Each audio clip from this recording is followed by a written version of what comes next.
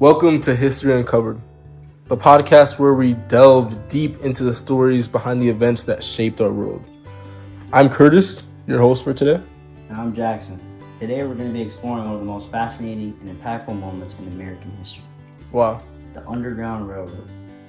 But we're taking a closer look at it, how it operated differently in the North and the South, as well as talking about some of the most important people in it.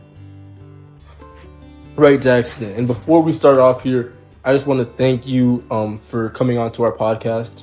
I know you're a big historian, you know a lot when it comes to these things, and you took time out of your day to be here, so I really appreciate that. Yes, of course. Thank you for having me on here. I really appreciate it. Yeah, thank you. All right, let's go on though. So, most people think the Underground Railroad, think of the Underground Railroad as a unified network of safe house and routes, but the way it worked varied a lot depending on which region you lived in. So I think we should start off with the South first, where the system faced the greatest challenges. So can you tell me what you know about that?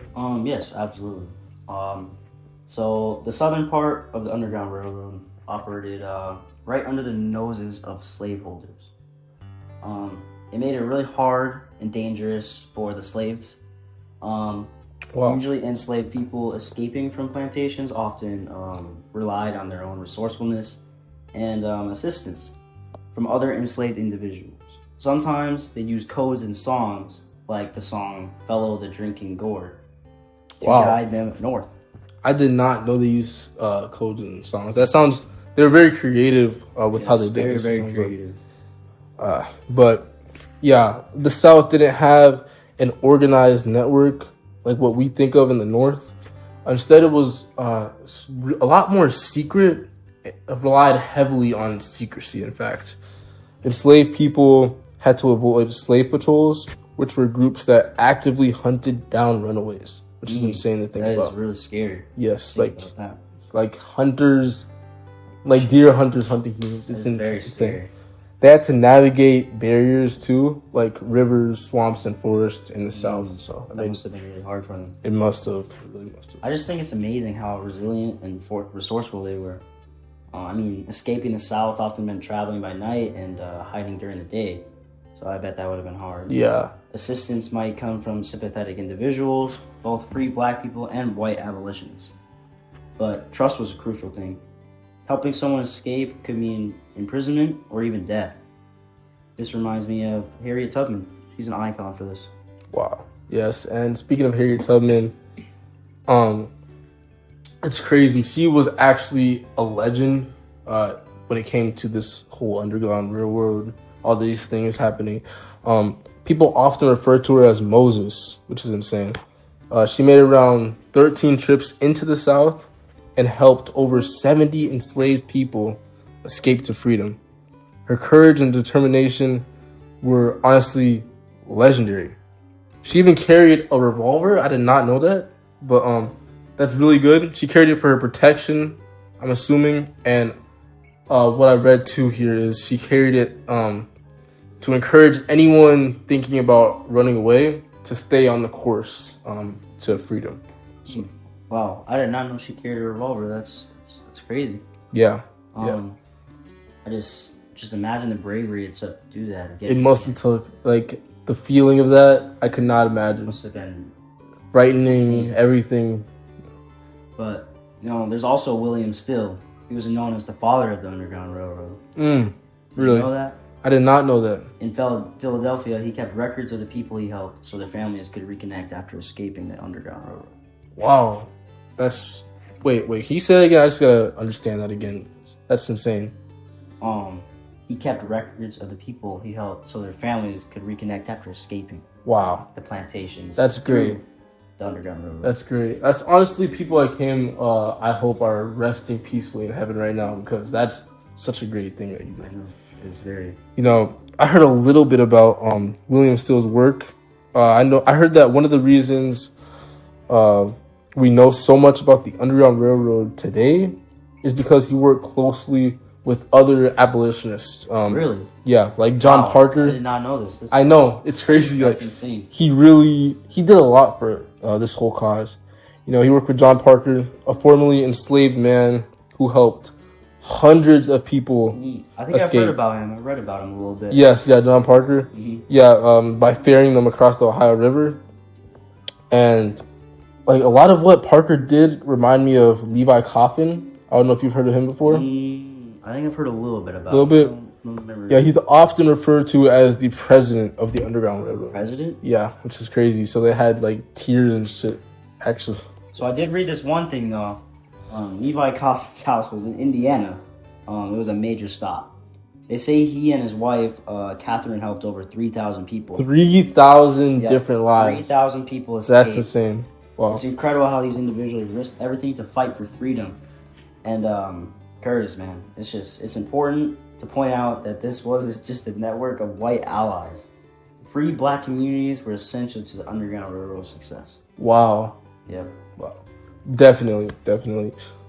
Black churches, schools, neighborhoods were a big key to this whole Underground Railroad, especially in the North. Places like Boston's Beacon Hill and neighborhoods around Philadelphia were big places for abolitionist I did read about activity. this.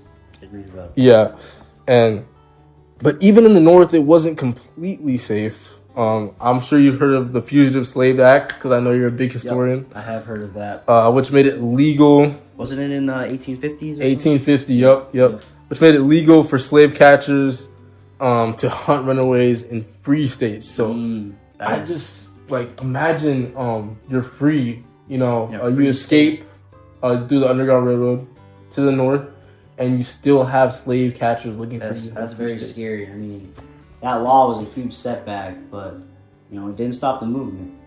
People like Frederick Douglass used their voice. Frederick Douglass, he has some of the greatest quotes I've ever seen. I swear, love him. He used his voice to keep the fight alive. He helped out a lot. Douglass was not only a runaway himself, but he was also one of the most influential abolitionists in American history. Wow. Yes. His speeches, his writings, they inspired many to join the cause and help out. Yeah. I've read some of his writings, some of his papers, and I think he was just a very, very smart man. Very ahead of his time. So it's great. But yeah, he was actually, he was incredible, and his connections to figures like John Brown. John Brown. Yep. It really shows how the Underground Railroad wasn't just about escaping slavery, but challenging the system that allowed it to exist, which is really crazy. John Brown, his raid at Harper's Ferry in 1859 was an attempt to start an armed rebellion against slavery. Yes. I did not know this. I've never read about this. Yeah. Wow. So it was an attempt to start an armed rebellion. Armed rebellion of slaves. So they had like weapons. Yeah, weapons and shooting. Yep, crazy. Wow, that's insane. It's crazy how intertwined all these efforts were. Yeah. Curtis, the Underground Railroad wasn't just a physical journey. It was also a symbol of hope, resistance, in the fight for human rights. Wow. The people who participated in it, both those escaping and those helping, were absolute true heroes. Man, that really does hit deep. That hits deep. I really agree with that. And their stories really remind us of the power, courage, that just how strong they were in that moment. Yes, very, very strong, very brave. Yeah. Just That's awesome. heroes, bro.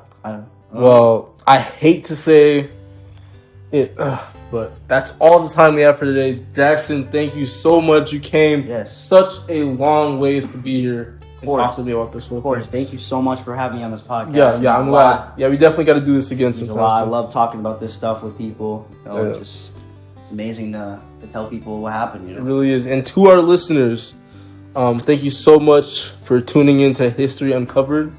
We'll see you on the next episode. Yes. Any final words you gotta say, Jackson?